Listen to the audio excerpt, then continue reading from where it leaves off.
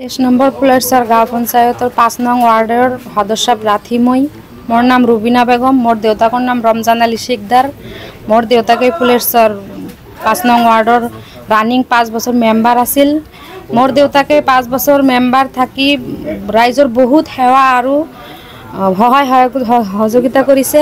মোৰো ইচ্ছা মই এইবুলি ৰাইজৰ সেৱা আৰু সমাজৰ উন্নতি আৰু বহুত সহায় সহযোগিতা কৰিম।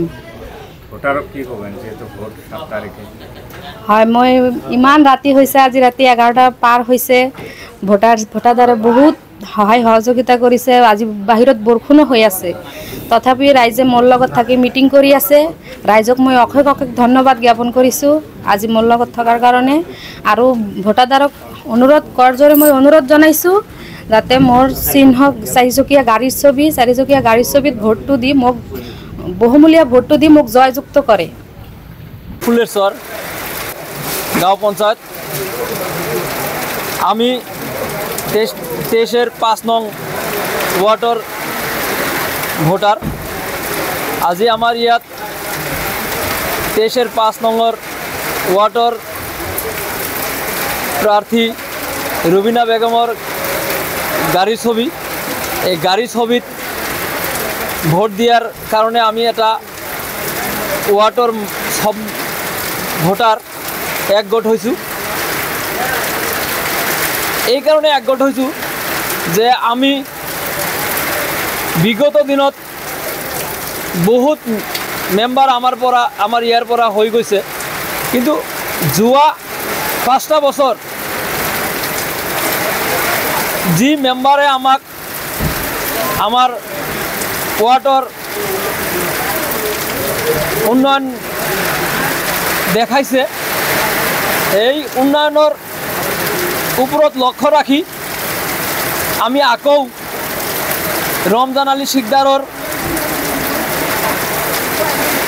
নিজ ছোৱালী ৰুবিনা বেগম এওঁৰ প্ৰতীক চিহ্ন চাৰিচকীয়া গাড়ী ছবি আমি সকলেই প্ৰতিজ্ঞাবদ্ধ হৈছোঁ যে এজনী ভাল সুদক্ষ প্ৰাৰ্থী আমি পাইছোঁ। আমাৰ কাৰণে এটা গৌৰৱৰ কথা। গতিকে আমি সেইকাৰণে উন্নয়নৰ ফালে লক্ষ্য ৰাখি আজি আমি বৃহৎ আকাৰে মুখে মুখে ভোটাৰক মিটিং লৈ আহ্বান কৰি ইয়াত একগোট হৈছিলোঁ। তো আজিৰ মিটিঙত যিমানখিনি আমি ৰুবিনা বেগমৰ হৈ সঁহাৰি পাইছোঁ, আমি আজিয়েই নিশ্চিত হৈছোঁ যে আগন্তুক দিনত অহা 7 মে'ত যিখন ভোট হ'ব, সেই ভোটত আমাৰ গাঁৱৰ আমাৰ ওয়াৰ্ডৰ বিবেকবান ভোটাৰে কি কৰিব, রুবিনা বেগমর গাড়ির ছবিত ভোট দি জয়যুক্ত করব বলে আমাক আশ্বাস দিয়ে, আর আমি ভোটারর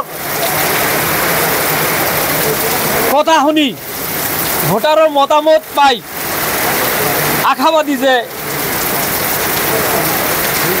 7 তাৰিখত যিখন ভোট সাব্যস্ত কৰিব ৰাইজে ৰুবিনা বেগমৰ গাড়িৰ ছবিৰ পক্ষত বিপুল ভোটত ভোট দি জয়যুক্ত কৰিব বুলি আমি ইতিমধ্যে ৰাইজে আমাক জনাইছে। আৰু আমি অলৰেডি কি কৰিছোঁ, মানে ৰিজাল্টটো অহা 11 তাৰিখত যে হ'ব সেইখিনি আমাৰ ফেভাৰতে উইন হ'ব বুলি ৰাইজে জনাইছে। আমি আশাবাদী যে আমাৰ ৰুবিনা বেগম ইয়াৰ পৰা বিপুল ভোটত জয়যুক্ত হৈ সদস্য নিৰ্বাচিত হ'ব। নিউজ কেয়াৰ 24 সত্যৰ সন্ধানত অবিৰত যাত্ৰা।